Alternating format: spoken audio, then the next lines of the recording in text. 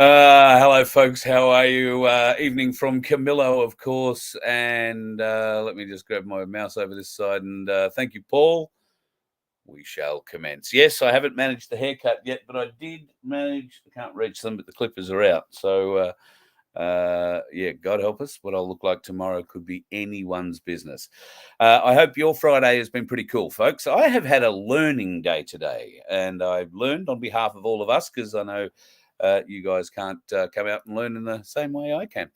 The learning is based around something we spoke around last night, and that was the fact that silver can be grown. Now, I got a little bit excited about this. I got quite excited. I got quite thrilled. And a lot of people did. A lot of people have contacted me about this. And in the chat last night, I noticed there was a lot of people explaining how the process works and all that. I unfortunately didn't get to read a great deal of that during the chat, being the nature of it is. And hello to everybody in there. Aussie Sue, of course, I think was first in the room again tonight. Oh no, Paul beat her by a 15th, so to speak. G'day, Paul. And you're coming into town tomorrow. Might be a chance to catch up with you. I caught up with Rolly today. Had a good chat with him, and caught up with a few people today, in fact. So hello to Robert, to James, to Donna, and Michelle, who I also caught up with today. We had a lovely, late lunch, I guess is the best way of describing that, and a very interesting conversation, which I'll tell you more about in the near future. Hello, Sunflower. Lovely to see you in the room again, of course, and of course, one of the room's highlighted posters. We love you. And that seems to be pretty much general all the way through the entire community in here. I'm not sure if Sandy is in the room yet, but I hope she is. And if not, I'll keep an eye out for her popping in too. Sandy and Baz, lovely, wonderful, wonderful people. And they happen to possess one of 3 donkeys. So might have found a home for some donkeys just between you and the gatepost. That's another little story. So that'll come up in the not too distant future. I aim to, if it comes off, we will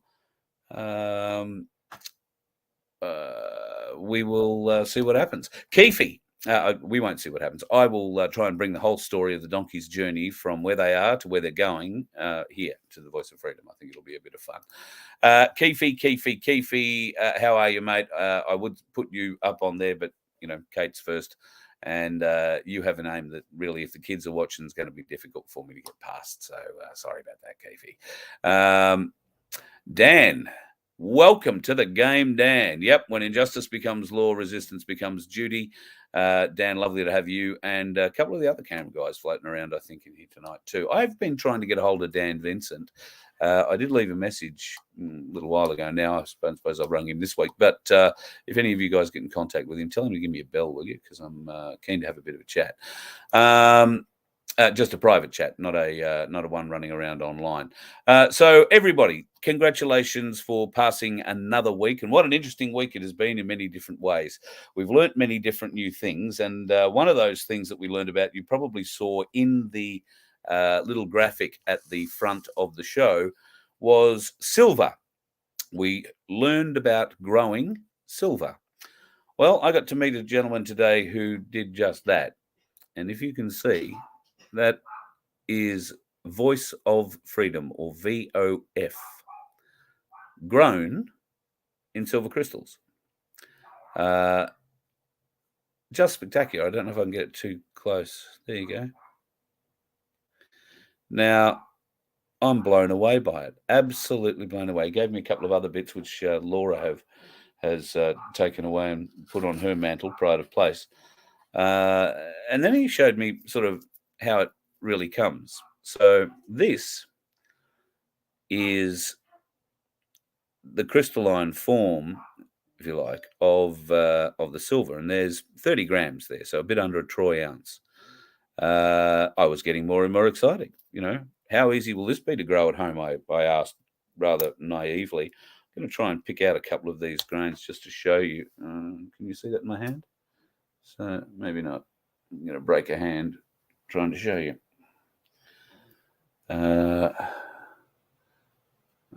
That's the high part. So you can see that they come out in a sort of crystal kind of form. little rocks, if we like, little chunks.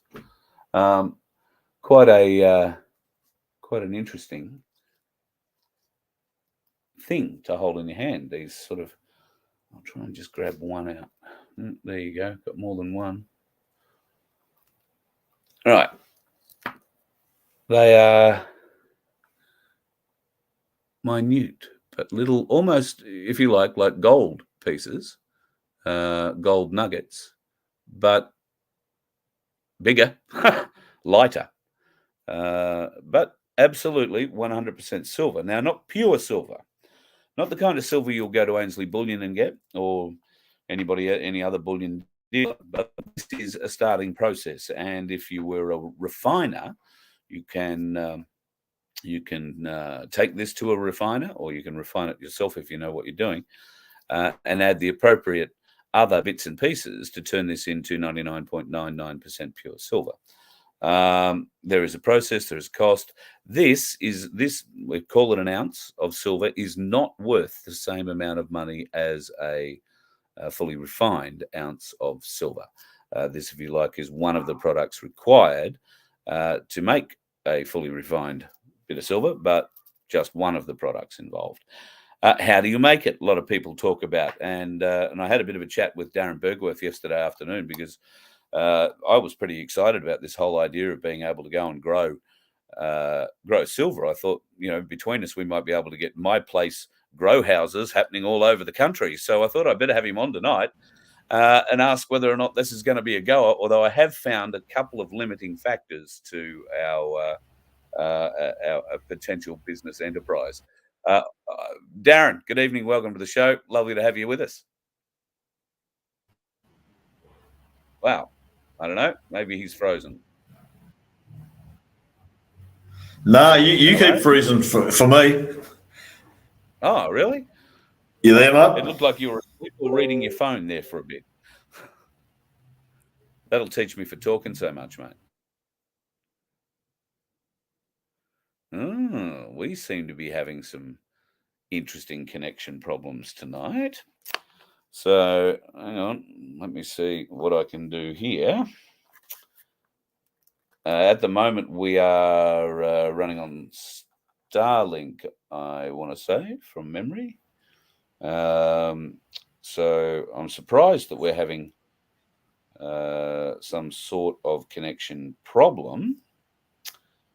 But let me just see whether or not I can... I might drop out here for a bit, folks. I don't know if you're seeing me or not.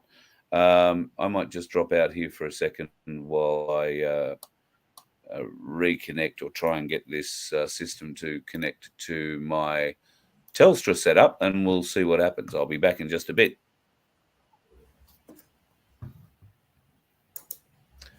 Or maybe I won't. Going well so far. Now I better show the password. Okay.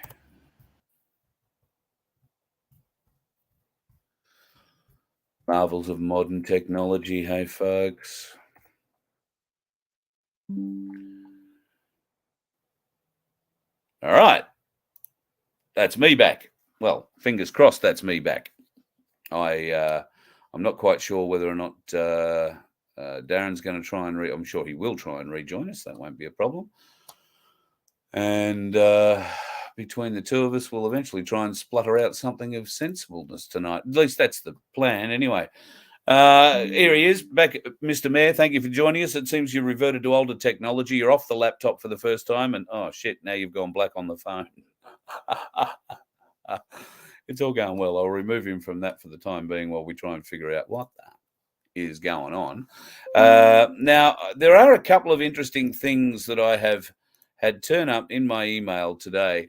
And once everything sort of wakes up here and gives me things I can download and show you, I will share them with you. Let me go back to the silver. So this stuff is actually quite... Oh, God, now I've got something else going wrong. Shut the program, give it up, go away. All right. Mr. Mayor, oh no, I'll wait until you stop rocking around and get yourself settled. I'll bring him back in. So silver. So you take this and you put it in a smelter or a furnace, and you'll come out with a silver button like that, and that's about an ounce. So this turns into that, and then you can take that. Probably a lot easier to take a button or a biscuit, as sometimes bigger ones are called, I believe, and you can take that to a refiner. They can then test that and tell you the purity of it. But how does it actually work? It works by you getting a lot of scrap silver together. It requires, you need silver to make silver. So if you happen to have a lot of silver lying around, a lot of scrap silver lying around, then there is a process, and you can wind up with some of this, and eventually you some of that, which could ultimately, potentially give you a fair chunk of this. Well, real this, not fake this. So, interesting stuff. So we're back, Darren. I don't know, still on the phone? Oh, no, your audio's gone a bit quiet. Maybe unmute your microphone on the phone. No, we got beautiful pictures, but no sound from you, buddy. Technology. It is a truly magnificent thing. No, can't be my end. I can not mute or unmute you. So it says nothing at my end. I don't think people want me to talk to you tonight, which is a pity, because there's a fair bit to talk about going on in my place and around the country at the moment.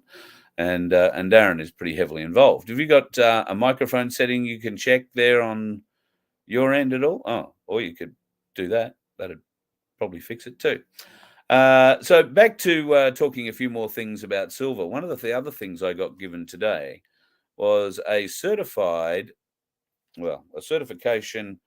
of authenticity for this, which is a silver Trump coin. It's a Liberty coin. It's got the eagle on the back. It's in a nice little plastic thing, so they don't encourage you to take it out. And the certificate of authenticity says, examined and certified. This item has been examined by Americans who want a better America.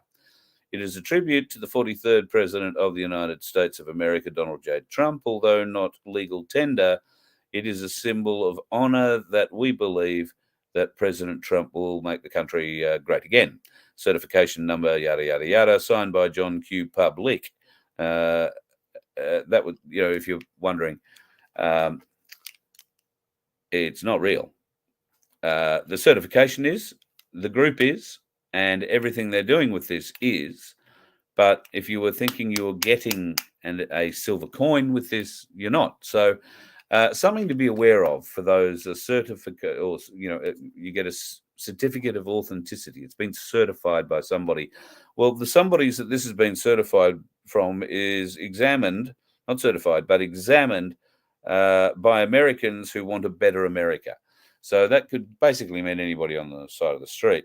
The other hint is in the wording. It is a tribute to, and there is no measure of gold, measure of silver, or certification that it is 1 ounce of absolutely anything. And if you happen to have a plastic enclosed real 1 ounce coin in your hand, you would notice a significant difference in the weight. So that's something to watch out for, folks. If you are buying those, you can buy them online. They are very beautiful coins. They look for all the money. But if you take them into a bullion dealer, they'll probably tell you that, unfortunately, you've been given a zinky or something similar. So that's one to watch out for. Mr. Mayor is back. We'll give him another crack. How are you, brother? Yeah, good, Craig. Sorry, good, Carl. How are you? Oh, you call me whatever you like. It's all right. I'm happy I can hear we're you. on air, so I better not. So you and I have been talking. A whole variety of things have been cropping up. I was going to, lay the whole silver thing on you, but it looks like it might be a bust. We were talking yesterday. Maybe we can start, getting my places around the country growing silver. But unfortunately, you need silver to make silver, and there's no point in taking already refined silver in to make that silver. You're just, taking money out of one hand and putting it in the other. So I guess scrap silver is the way to go. Keep an eye out for scrap silver. Yeah, well, it's a new one on me, mate, growing silver. We're talking to a lot of people that are growing hemp, but I never knew you could grow silver.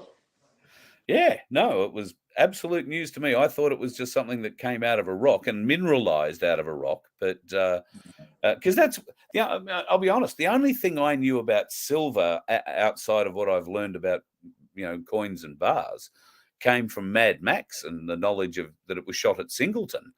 Sorry, not Singleton, Silverton, which was an old mining town just out of Broken Hill, which was a silver town. And there's a lot of mines there that pull silver ore out of the ground.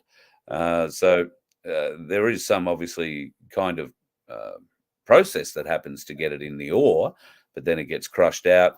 I guess it winds up something like this, and then the refining process continues on from there until you get some purity out of it. But the get rich every my place scheme that I was kind of hatching yesterday seems to have fallen flat on its face. So I'm sorry, we won't need a committee for that just yet.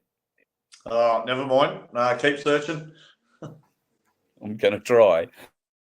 So speaking of committees, the Gold Coast has gone off. They have got, I don't know exactly how many, but a heap of committees running down there. They're working hard on getting rid of that absolute horror of a thing that is outside of the art centre down there.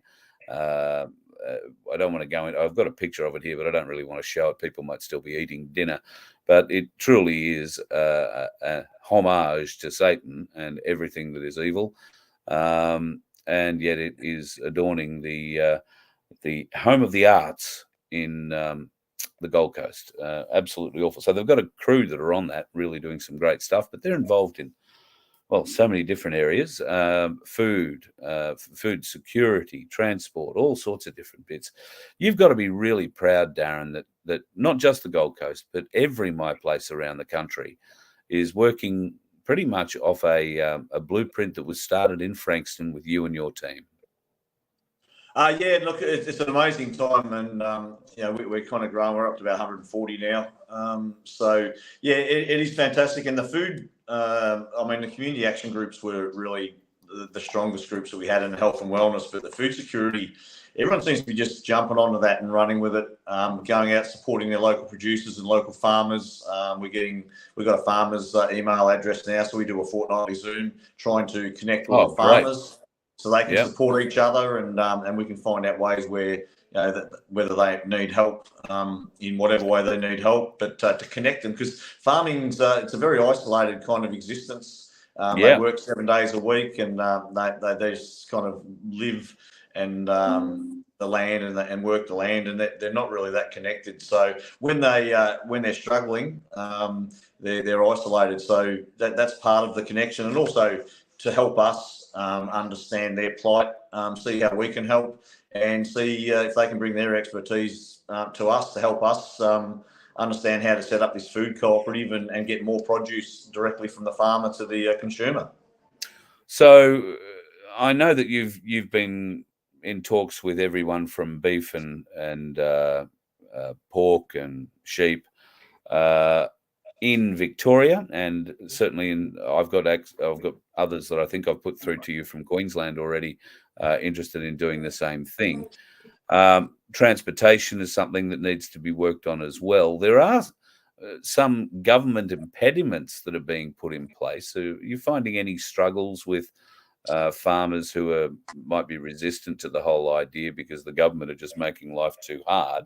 Or is what you're doing with the meeting with the farmers, is that going from those meetings back out into those farming networks? And if so, are they contacting you? What's the response? Is this growing? It's slow at the moment, but that's okay. Everything takes time to build, and there's a lot of angst, with being protected. People are still scared. I mean, even the people just in our everyday community are still scared about being labelled and kind of going back under a rock. So yeah, we've got a lot of damaged people out there that we've got to try and keep bringing that strength to them and helping them stand in their strength and understand who they are. And the farmers they're no different. Now, obviously, you've got your big farmers that have contracts that we're not even looking at the big farms. They're they're in the matrix to a point where we can't we haven't got the consumer base to even approach big farmers. But it's certainly all the smaller farmers, which is what we're all about anyway. It's micro and small businesses that we need to make sure that we keep alive, and we've got to support them in the short term. So, but they've been the response has been really, really encouraging. They're all super keen to get on board. They're bringing in other smaller farmers that they know in their area. So yeah, it's growing quite well, and the smaller farmers, the response is awesome. Last time you were on, we were talking about the bullshit piece that the ABC put out on you. All it seemed to do was drive people to my place, and not in an angry way, in a very, very good way. Since then, others have tried and have had exactly the same result. More my places opening up in more parts of Australia. This movement is not. We don't want to portray this as something to be feared, do we? Which is what the mainstream media are essentially trying to do, and what some of these other mobs think they can get away with, portraying the My Place movement as. But it is exactly the opposite, isn't it? Yeah, well, it borders on slanderous, but it is not border on. It is a lot of it's been slanderous. It's been misinformation, fake news, as you'd put it, which we know that's what the media do. That's all they've got is to basically name, call, and label people. And for a long time, people have been scared of that for some reason. I don't know why. People are so worried about what people think about them. If you know that you're genuine and you're doing the right thing, there is no issue. But we've got to try and get people stronger in that kind of aspect. But yeah, the harder the more they do, and it's not just the media, it's the councils as well. And people starting to see now with the information and the awareness that we've all been catching up to speed with and spreading across the country. They're starting to see the fact that our democracy is basically non-existent, and the council's shutting us out of council meetings and crying to the local government minister as to how to handle it. They don't know what to do. It's bloody hilarious, really. And they're damned if they do and they're damned if they don't, because the people are just simply fed up with the bureaucracies in this country, and they're not going to bow down any longer and accept the bullshit that they keep throwing at us. So, and all they're doing by closing council meetings and trying to squash our voice is just proving our point that democracy in this country is dead. Yeah. We were talking today, my hope had always been that My Place would engender from within people that will uplift the community, will lead the community, and will be shown to be leaders, not because they want to stand up and do it, but because of natural ability and desire to, look after others instead of themselves first. I always thought that those people would naturally gravitate to local council, and when local council election time comes around, after the impression that the My Place groups make around the country currently in councils, when they're allowed in the door, the local councillors could, should, and would be voted out in any fair-minded way of thinking if they're not doing their local constituents' bidding, you would think.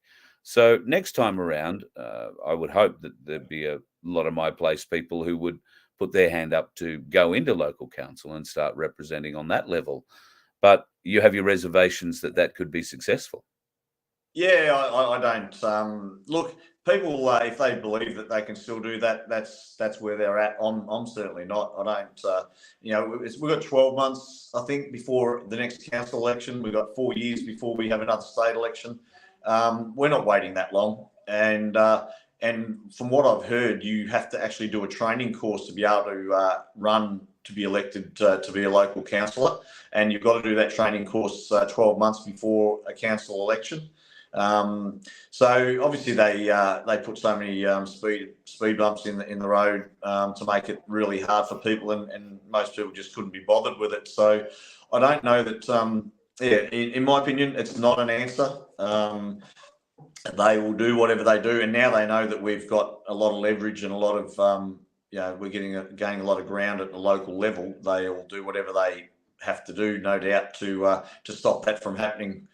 So I think we've just got to keep building the awareness in the community to a point that, at the moment, the latest that and I've got to do my own research, but I've been told, and this could be an angle that we all should be looking at, is looking at the, in Victoria at least, and I'm sure it's the same interstate, the 1975 Victorian Constitution.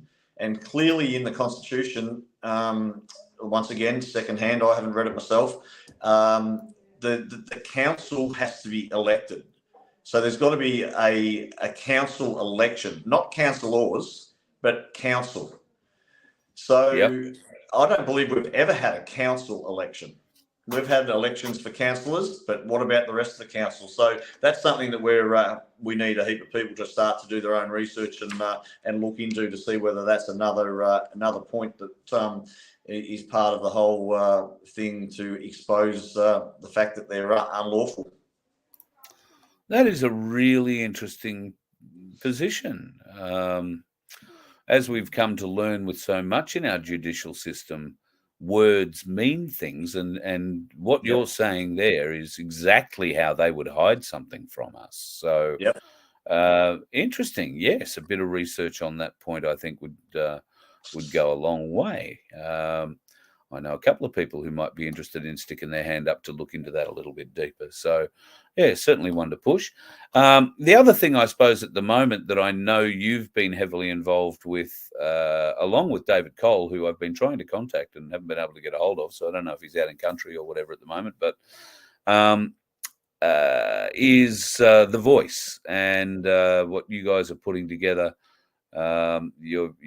Well, behind the scenes, you're not really putting anything together. What you are doing is holding conversations, and that's where all of this needs to start. So can you give me an idea of where you and the people who you're working with are at when it comes to uniting Australia around a voice vote that will be beneficial for all of us? That's look, once again, even in the movement that we're involved with and the awakening that's going on, not everybody is over every kind of issue, and there's still people that have been part of what we've been doing for the last couple of years that still don't understand that that the voice is bad for the country. It's bad for all people, Indigenous, European, whoever we are. It's no good. Full stop. And the minute, we post stuff all the time, and then you get the odd person saying that you're racist and all the rest of it. And I just put back and say, look, if you there are good and bad in every kind of religion, every race, every community, and there's ones that are part of the system that will say that kind of stuff to try and get you away from the truth. And do some research, because all of the elders that I'm not personally in contact with, but that I know that Craig Oldroyd and also Loompa as well, David, they're out in the outback. They're going around to Indigenous communities and asking them, have they been informed about this? Do they know anything about it? So it's all smoke and mirrors by the government. To say that they're being consulted, but they're only consulting the people that they've already got in their back pocket, and that's just a fact. So all the people that actually know the depths of what the voice means are against it. It is detrimental to this country. It's detrimental to every person in this country. Yeah, absolutely. There is no way a yes vote should ever be able to get up in this country, and I'm amazed that anybody who is a current Labor voter would agree with what the illustrious Elbow is trying to do at the moment, because it took a long time to get racism taken out of Australia's politics, and now it's going to be injected right back into the middle of it, and it's going to be done by a pretty surprising source. All power to you, mate. And we're trying to get together. It didn't help that I shot off to a gold mine for a week, but I'm trying to get David and a couple of his people together, along with you and a couple of your people, and we'll get this conversation happening now. Fingers crossed. We can do that in the next week or so, but I don't know anybody's schedule, and I've been a bit off, so we'll try and figure that out over the course of the weekend and early next week. And if you happen to hear from David, please let him know. We're trying to sort that out. There are also still a lot of people wanting to go on his tour through the NT. Now, I would, if you want to send me an email, I'll pass that all along. Details are available at the website, which I can't remember the name of right at this moment. Langorama, the Langorama journey. Oh, is it langorama.org or .com? Oh, I'm not sure about the website. Yeah, I think langorama.com, I think it is. But yeah, Langorama is on in June. And if there are enough people for Voice of Freedom who want to do it, he's going to run one for us in July. So maybe, Darren, I know you're a busy man, and getting out of Victoria in the middle of winter is something you would be absolutely loath to do, because you enjoy that time of the year. There's so much work available. Maybe we can get you on that as well. And if we all go along, it could make for some really interesting evening chats. Yeah, no, definitely. I don't. July might be a little bit early for me. Maybe August. Certainly September. I'm heading up to, which is pretty much penciled in, late September, to the Gold Coast, and then also up to Mount Tamborine. I think there's a Summer of Love music festival up there on the weekend of the 29th, 30th, and 1st of October. It's one of those hippie clothes optional festivals, don't you? Oh, is it? Okay, sweet. No, it's not. It's not. I'm not defaming them in that way. In fact, Michelle Palmer from my place, Katoomba, sang at the same show down in Sydney a few months ago. She performed with one of the bands that was on there. So, yeah, Michelle will be able to tell you all about it. But yeah, Mount Tamborine will be a beautiful venue for that. And then, of course, we might have the opportunity to go and cruise back through a few of my places around southeast Queensland and down into New South Wales as well. Yeah, that's the plan at this stage. So that's about 5 months away. So we're 4 months away now. Yeah, that's probably the earliest I'm going to be able to get away. I've got a lot of stuff that I've got to catch up on in Melbourne with various projects that I've been kind of leaving and not had time to do. So it's important I've got to finalise them and get that done for my personal life before I go travelling anywhere. Yep. I hear you. I understand completely. You were invited to attend an event in Rockhampton that John Wilson and I are going up to on the 20th. Unfortunately, you've already committed to your own event that's happening down in Frankston. So do you want to tell us a bit about that? Yeah, look, that was it's the We Are Ready worldwide thing that there's a girl or a lady down in Rosebud in the Morning Peninsula that couldn't find any information on one of these being advertised for Melbourne. And all you had to do was post off an email and ask which suburb or town you wanted to have one of these events in. So she did that. She got a flyer made up for it. Yeah, we got a We Are Ready. It's not really a protest or a rally. It's just a gathering of people. I'm trying to get the girls that do the Forest of the Fallen to also coordinate and do that down on the Frankston foreshore on Saturday the 20th. And I think it's a big, I've found out supposedly there is one in Melbourne. I still haven't seen one banner or flyer to advertise the one in Melbourne. But look, I'm seriously not interested in going to Melbourne or Canberra. I've been saying it since I came back from Canberra and started this after the federal election, that everything we should be doing is in our local community. The Saturday before, Craig Cole organised a march up in Mombog, which is where we did that letterbox drop probably 2 or 3 months ago about the smart cities. Now, that wasn't branded by any event. It wasn't an A1 event. It wasn't a My Place event. It was just an awareness for the town of Monbog. Now, we had probably, I put that out on all of my places. We all got up there. Craig spoke, I spoke, a local Monbog resident spoke. And we had the main street shut off for probably half an hour while we marched down the main street. We had probably 30 cops up there. They were really good. Awesome, in fact. We did some speeches, and one of the side streets was closed probably for another hour and a half. Now, after that, we had a gentleman that came to our My Place Yarra Valley meeting on the Thursday night. Now, they'd been booted, right? They've been kicked out of the RSL, which they've been meeting at for the last 8 months because the council's come to the RSL and said, you're not to allow the My Place meetings to take place in this venue anymore because this is a council-owned venue. Well, I've got some news for them as well because it's not a council-owned venue. It is owned by the people. So they've had to move, but this gentleman turned up at the meeting. At the end of the meeting, he wanted to have a word. He got up and he actually explained that he owned a coffee shop in the main street of Monbog. And for the last week, all the talk in the whole town, everyone's just talking about the smart city, about the rally and the march that went through their town the Saturday before. It's the talk of the town. He's part of a traders association, and there's a lot of traders starting to get on board. So I think those kind of targeted rallies, not protests, but rallies and information gatherings are way more beneficial to what we're trying to achieve than going into the city. Sorry, mate, had a bit of a coughing fit. Still not completely sure I'm over it, so I thought I'd share everybody, or rather spare everybody, the worst of that. So I may not be over it yet. We'll see how it goes. No, that's what I've been reaching for, but the one I found is about 4 days old. But at any rate, it's all good.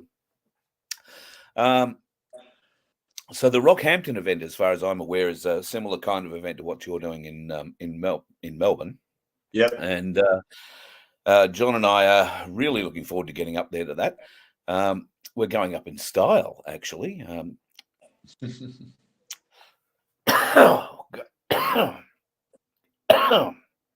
Pardon me.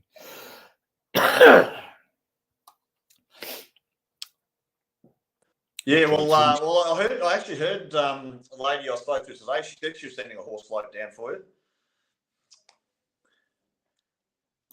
Oh, wrong one. It's gone off again. Yeah, we're heading up by private plane, so it'll be a light plane. Yep. Yeah, it'll be a light plane, which I don't know if the old fisherman's up for it or not. But I love light planes, so he seems to be very excited about it. So we'll be fighting for the front seat by the sound of it. Yeah, awesome. Sounds good. Look, I would any other time. I just can't afford to be doing that. I would be keen as if it wasn't the thing that we had down here and on Saturday, and also the stuff that I actually should be doing at the moment, working on my house. Then, if I had all of that under control, I'd be there in a flash. Well, can only do what we can do, mate, and you do a hell of a lot anyway. So speaking of that, it is a Friday night. It is after knockoff, and you've probably got a whole bunch of people outside there somewhere waiting for you to say inspiring things. So I should let you shoot off. But look forward to talking to you more about My Place growth, and we're hopefully going to have one up in Nambour shortly. And I believe that there are 2 kicking around in Brisbane at the moment looking to get underway. We haven't been up to Noosa yet, so I see that Sunflower invited us up there. So maybe when you come up here, John and I might shoot up and check it out first, but we'll take you up to Noosa for a look too. Yeah, Noosa's doing really well, and apparently there's 2 or 3 in Hinterland that are starting up shortly. We just got Mount Isa started, Gladstone, and also the first one in the Northern Territory. So we've basically awesome. got Darwin just started this week, and we're in every state and territory now. So Aussie Sue, there you go. There's one in Mount Isa now, at My Place. Are you part of it? You probably are. You know everything. So if not, My Place Mount Isa on Facebook, that's the way to find them. Yep, Mount Isa and Darwin, and look, I couldn't even rattle off all the other names at the moment. They're just popping up everywhere, and I can't even keep up with it. Yeah, no, it's pretty busy. If you want to go and see how fast it's popping up, go and have a look at myplaceaustralia.org, and there's a map there that'll give you a bit of an idea of where they're popping up. But go back tomorrow; there'll be more. You know, I don't think your web people can add them fast enough, mate. It's excellent. Oh, we actually got one at the top end of the Gold Coast too now at Coomera. Oh, awesome. Okay. Yeah. Okay, great. Because, well, to be honest, I think the Gold Coast would probably have 4 of them, easy. You know, spread from the Tweed all the way through to Coomera, Ormo. Absolutely. So plenty of. Well, we got Tweed heads anyway. Tamworth's also on board now. So anyone that's down Tamworth way, jump on and join your local My Place Tamworth. Yeah, absolutely. We'll come through and do a show down there. There were some ladies from Tamworth who went to My Place Singleton to just see how things were working there or set up there. And I think they went back with the intent of forming something in Tamworth. So get in touch. We'll come down to New England next time we come down. We'll pop into Tamworth and say good day. All right, mate. Good to talk to you. Yeah, you too, Carl. Take care. Yep. Have a great weekend. Say hi to Anna for me. Will do, mate. Cheers. Cheers, mate. You too, folks. I'm going to go away and try and, take somebody's advice there. Vodka might be the best thing to try and get rid of this cough. I've got just something sticking in my throat. Just will not go away. Monday nights in Noosa, Sunflower. Is that what it is? You better email me and tell me who I need to talk to. I might be able to arrange the old bloke and I to come for a drive up there one night, and we'll see how that is. Oh, Malcolm's speaking in Gympie this weekend. Okay. Don't know that I've got enough fuel to get to Gympie and back, but that might be an interesting one to turn up to and ask a couple of questions. I have been sending Malcolm emails, but he hasn't been replying. I'm not really surprised, if I'm honest. Anyway, I have had. Well, let me show you. In the little blurb, you will have seen my bit saying, "Have you ever heard of something called a Stirling engine or a Stirling motor?" This is a very little, I'm trying to hold it where you can see it, a very little Stirling motor. You can see, that's my hand. I'll try to hold my cigarette behind it. Okay. This is filled with methylated spirits. This is a glass something. And inside there is a little metal piston that if I turn this wheel, you will see it turns up and down. If I turn it now and spin it now, I get maybe 1 or 2 strokes out of it, and that's the end of it. This ingenious little device, if you light it, you can see, I'm going to try and keep it in the shot the whole time. So what that flame is currently doing is heating the air inside that glass end. And when that air heats to the appropriate temperature, it, sort of expands. As you know, hot air expands. So it's going down the sides of the tube and down into this area here, which is a radiator, a cooling area. Now, I don't know if it's quite warm enough yet, but just watch the little bit of force I'm going to use to start this. And now watch it take off.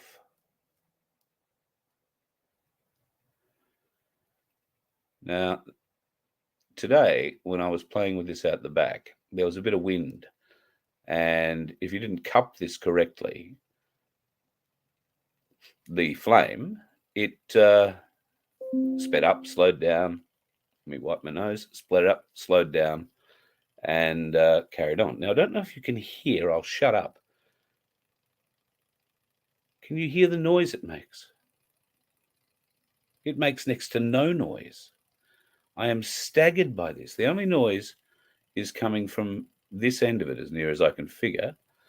Now, a marvelous, marvelous little machine with the ability, with a little bit of heat, to heat oxygen, produce enough force to turn a wheel, which in turn could turn a gear or a belt or something else. Now, these used to be used to pump water. Think of this if you're a an off-gridder, right? And you want to get water from one place to another. A little bit of heat, this piston, this radiator arrangement, and that pulley, and away you go. Think if you don't need to use methylated spirits or create a fire, what if you could do this with solar? What if you could power this whole thing off solar? What if it was 10 or 20 times bigger than this? What would you be able to drive off it all day? This is enough power to pump water up a fairly steep grade hill for a great distance and fill header tanks. And yet, we don't use it today because once you've built it, it just works. It doesn't cost you anything. Bit of sunlight, bit of battery power, whatever. But at the end of the day, it's simple and it works. And it is very, very powerful. Now, this is only one design. There are multiple designs with varying numbers of pistons and obviously various amounts of strength that they can generate. But people much smarter than me know how to gear these sorts of things, so you can push, pull, or move just about anything with them. So I have to tell you, folks, I am beyond enamored with this machine. If you are an off-gridder, if you needed to pump water, if you needed to, well, do just about anything, this will turn a little generator, create light. Anything that you need to create power for, this can do it. And you just need to build them on a little bit bigger scale. Blown away by it. A Stirling motor. Now, the story is told to me today, and I have no reason to believe any different, that Henry Ford was going to use a Stirling motor, I'm trying to show you, was going to use a Stirling motor in a car. He had built one that was 170 horsepower. 170 horsepower. Not bad back in the day. I mean, that's better than the T put together, I would have thought. But of course, with this kind of operation, what was he going to do with big petroleum, big oil? How is that going to impact the future? Because this is such a brilliant, easy, natural solution. I'm blown away by it. You may not feel the same as me. I've just blown the flame out, so you'll see that it is starting to slow down already. No more heated air. Shit. Come back. There you go. No more heated air.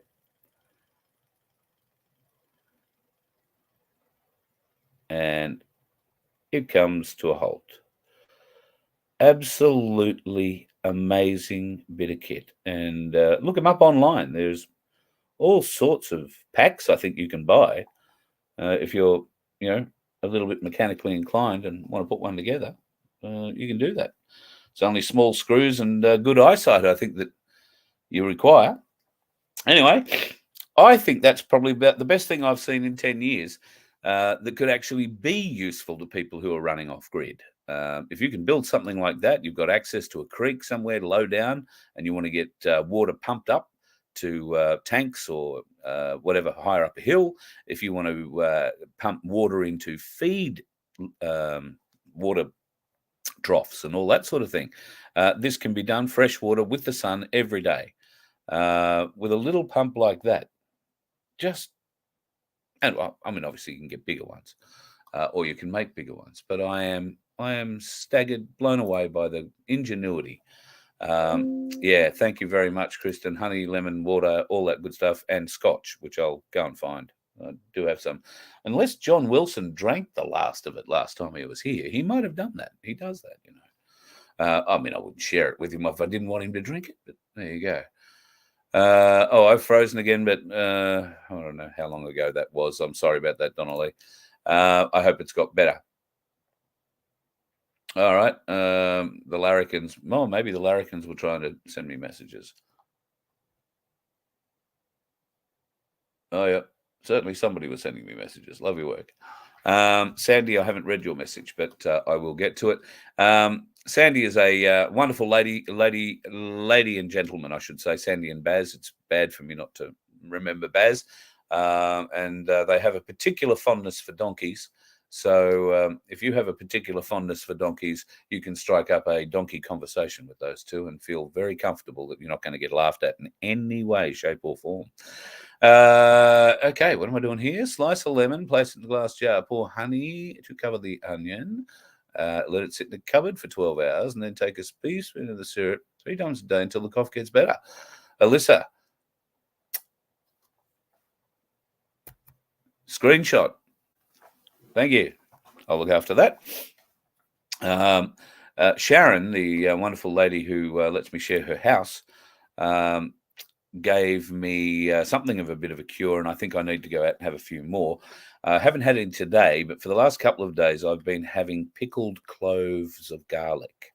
And I know people who don't like garlic are going to go, oh my God. And other people are going to say, how did people come anywhere near you? Because I haven't had 1 or 2. I've had 6 in the morning. Like, that's my breakfast.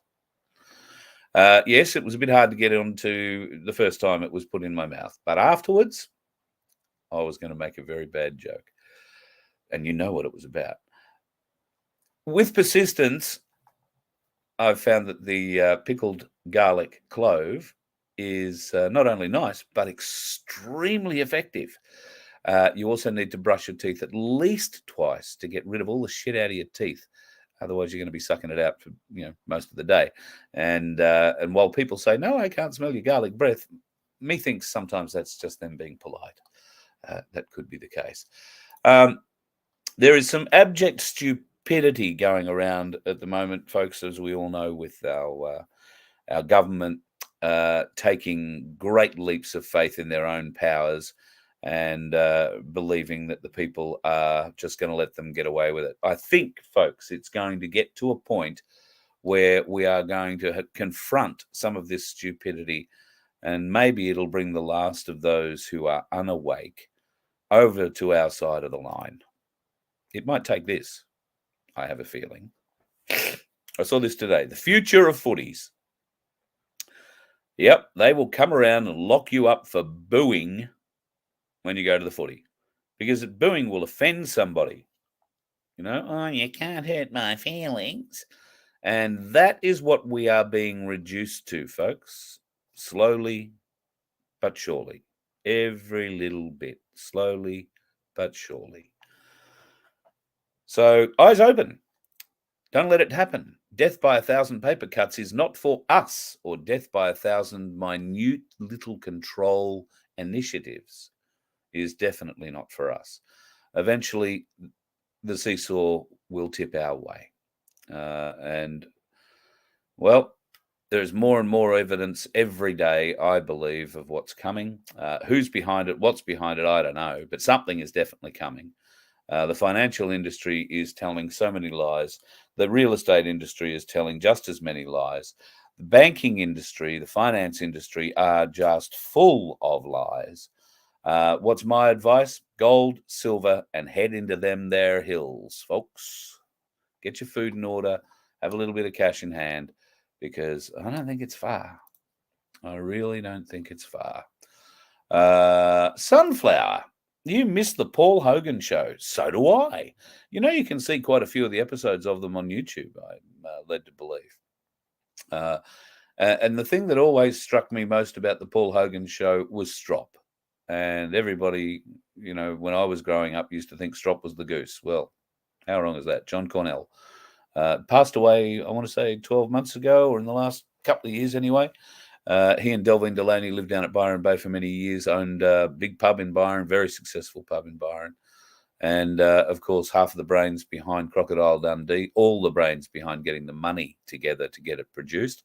And there are a lot of people on the Gold Coast who put in $1,000 here or $2,000 there. Some put $10,000 in, and they have well and truly reaped the rewards of their association with John Cornell and Paul Hogan. And many congratulations to them all. The ones I've met are all a fine, upstanding bunch of people who don't mind a beer on most occasions. There was also so many other great shows that you couldn't play today. Do you remember the oh god, here we go. All right, the Two Ronnies was one of my favorites. All right, I never liked the short one, but Ronnie Barker, always a big fan. I didn't mind Ronnie Corbett. I just didn't like him sitting on that chair telling stories. It was just the longest story for the worst bloody joke. It was horrendous. I think he's gone now too. Ronnie Barker, of course, died years ago. Porridge was one of his big ones, and Open All Hours was another favourite of mine. Absolute comic genius, that man. And I had the great pleasure of meeting him once when he came out to Australia. It must have been in the late 80s or maybe the early 90s, but late 80s, I want to say, or maybe mid 80s. And you know what they say about never meeting your idol? It was one of those sort of moments. He very quiet man. Didn't want to really talk much. Didn't really do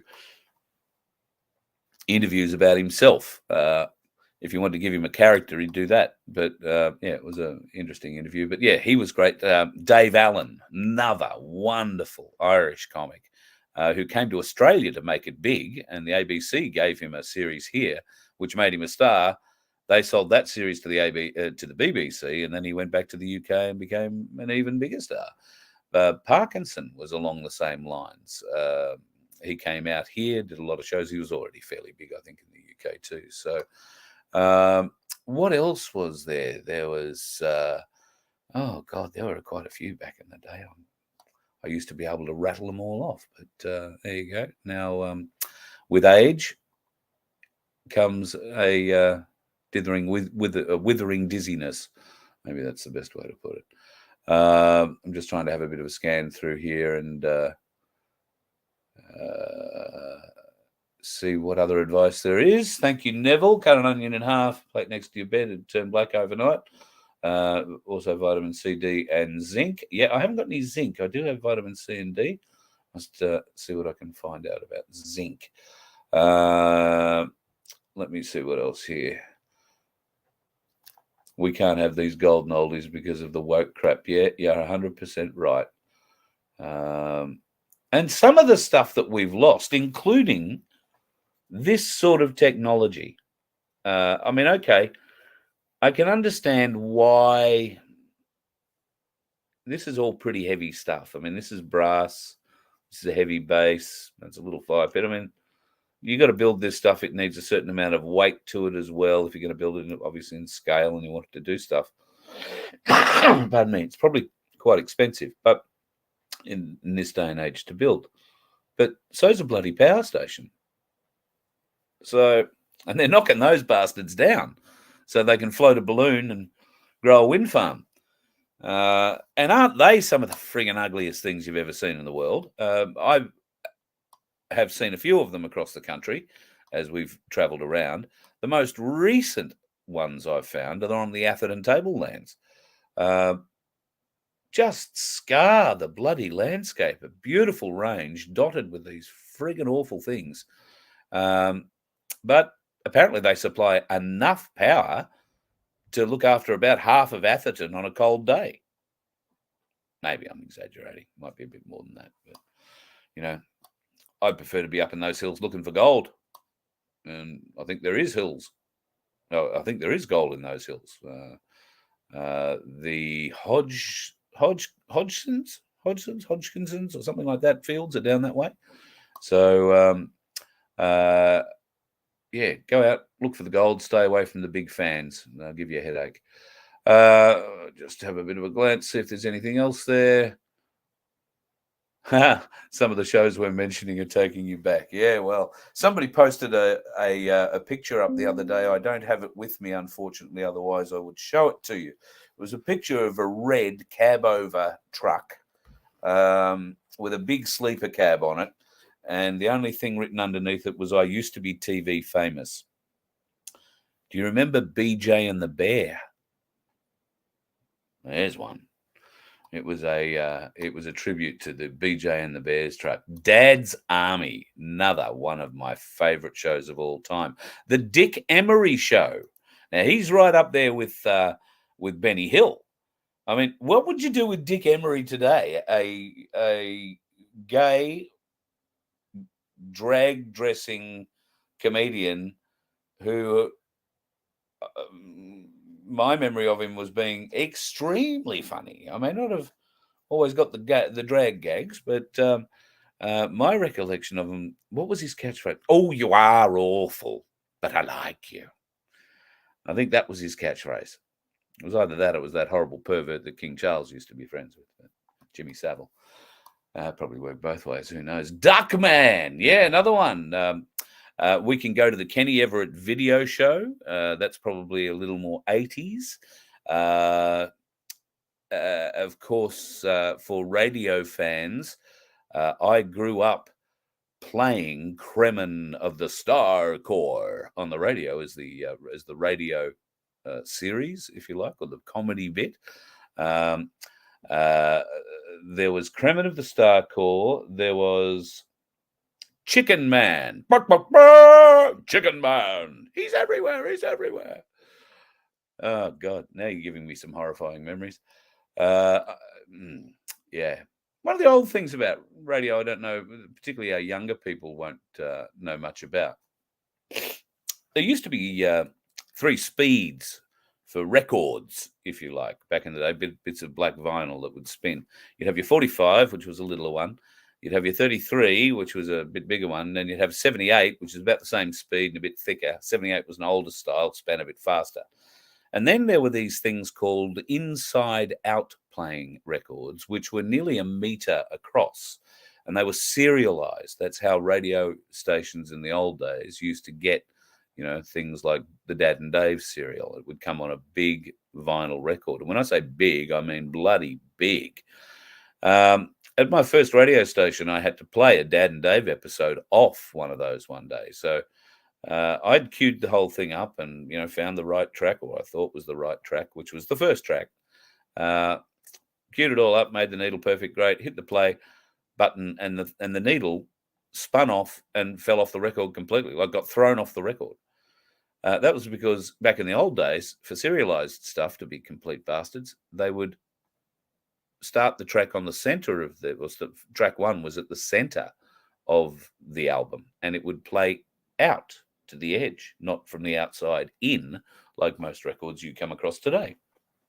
So trap for young players, if you ever come across one of those, you got to play them from the inside out, not the outside in, and they're probably best played on a bloody gramophone with a very long arm. That was the other thing. They required their own record player to play them because the arm that held the needle was probably half a meter long, just so it could reach to the center and then play out. So that's probably part of the reason why radio didn't adopt them much past the 50s, I don't think, because we were getting smaller records and smaller record players.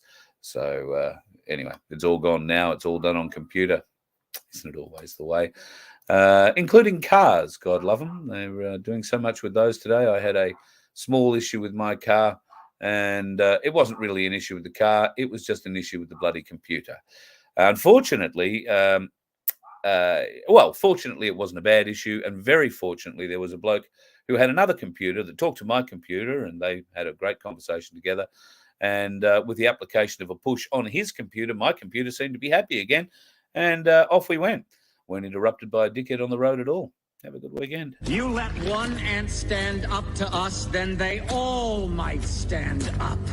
Those puny little ants outnumber us 100 to 1. And if they ever figure that out, there goes our way of life. It's not about food. It's about keeping those ants in line. That's why we're going back. Does anybody else want to stay? Let's ride!